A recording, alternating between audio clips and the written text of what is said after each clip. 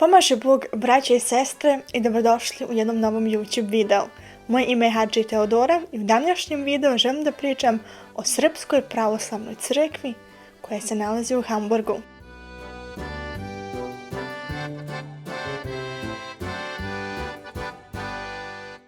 Bila sam u ovoj crkvi prošle godine, krajem marta. Jedna stara prijateljica od moje majke smo ponovo sreli u Hamburgu i ona nas je malo provela kroz grad. Imali smo tu mogućnost da budemo i u nedelji, tako da nas je i odvela u našu srpsku crkvu u Hamburgu. Malo sam prije toga razgledala kakve pravoslavne crkve ima Hamburg i kako one izgledaju i malo istorije i tako dalje. I bila sam online fotografiju od crkve u kojoj je ona bila u crvenim bojama. I oko se vidjeli zgrade također u crvenim bojama. Ono više tamno crvena boja. I kada smo se vozili sa autom i približavali se tom dijelu grada gdje su upravo takve tamno crvene zgrade, znala sam, tu se u blizini nalazi crkva. Gledala sam kroz prozor da li ću je prepoznati. I kada smo došli kod crkve, ja onako u šoku, je li to crkva? Pa ona uopšte nije crvena. Boja je bila, ne može se sad nekako objasniti, svijetlo, žuta, bež, tako nešto. Ja onako, pa zašto ovo sad nije crveno, šta je, kad su prefarbali? I nam ona rekla da je to sve bilo nedavno, ali prije godinu dvije, sad ne mogu tačno da se sjetim. I to je ono prvo što mi je palo za oko jeste, pa crkva nije crvena. Uglavnom, kada smo brzo našli parking, vidjela sam na početku veliku fresku Svetog Arhangela Mihaila, jer upravo ova crkva je njemu posvećena. I moraš se penjati kroz jedne stepenice i onda dolaziš u prostoriju gdje se prodaju svijeće, ikonice i tako dalje. Kada onda ideš desno i malo pravo, tu se pale svijeće. Onda se odatle možeš spustiti dolje gdje je velika sala gdje se oni okupljaju, gdje provedu vrijeme zajedno. I pored svijeća, odnosno direkt pored ulaza od crkve, možeš se i popeti gore. I gore bude hor koji ona pjeva. A prije nego što dođeš opet gdje se pali svijeće, s lijevu stranu ulaziš u crkvu. Malo sad da objasnim, da se sjetim gdje je šta bilo.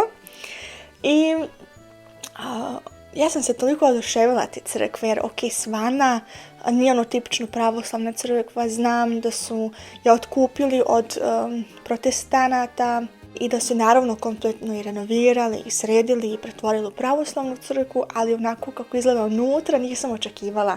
A sa strane su predivne ikone, predivne freske u tim nekim toliko lijepim bojama i zaista je divota da ih gledaš. Ja sam non stop posmatrala, non stop gledala, jer toliko su nekako i živo oslikani i prijatne su boje, nije ništa sad ekstremno da ti padne za oko, da je boja jaka. I tu smo se poklonili,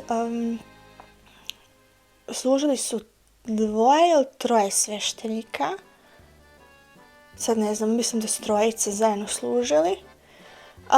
I pošto je to bio u toku vaskršnji post, tamo sam se ispovjedila i pričestila. Upoznali smo još nekoliko ljudi tamo, nekoliko od vas su me prepoznali, to je baš bilo slatko. I vidjela sam da ima puno ljudi, da je masa dolazila, da je jedva mogao da dišeš u crkvi koliko je bilo puno ljudi. Ali sjećam se na početku, kada smo ušli, kada smo upoznali neke žence, odjedanput sam izgubila svoju mamu. Ne znam gdje je nestala, tražila sam je svugdje po crkvi, jedva sam je našla, onda sam skontala da očela gore u pjevnicu i bila je u pjevnici. Tako sam ja nju svugdje tražila, nisam je pronašla te reći gdje sam sad mater izgubila u crkvi, gdje to sad to ima, kako to, kuda, gdje je sad otišla. Ali tako ona je bila gore, ja sam ona bila pored vrata. Nisam htjela ići tam kod prijateljice od moje mame jer ona je stajala skroz naprijed i znam da naprijed se gužvaju, puno je vruće i to mi jednostavno nije trebalo, nego sam pokušavala da stojim direktno pored vrata, jer znam da makar malo vazduha ulazi u crkvu, jer je zaista bilo veliko ljudi unutra. Onda kada se liturgija završila, spustili smo se na dolje u tu salu, gdje su služile se kafe, sokovi, ljudi su pričali, zajedno su onda jeli, ponijeli neke jauzne jer su se onda prečestili da ne budu gladni i svako nekako bio sa svim u nekoj radosnoj atmosferu i svi su se fino složili i zaista sam se i u tom momentu, ako nikog od tih osoba ne znam, toliko fino osjećala u njihovom prisustvu i bilo mi je i ponekad i smiješno kada sam vidjela da se oni smiju i tako dalje, ali bilo je toliko glasno da skoro nikog nisi razumio, ali nema veze, onda se više dereš dok pričaš, a zaista mi se i to mnogo dopalo. Ja inače, kada snimam u crkvi, prethodno gledam da li ima ispred crkvenih vrata neki papir gdje piše da je zabranjeno snimanje, onda ne snimam. A u toj crkvi nisam vidjela taj znak. Ja sam nekako mahinalno počela da snimam unutra, mada inače opet i pitam nekog, ali toliko sam se bila oduševila tih freskih da sam rekla nekako u sebi, ja sad moram da snimam.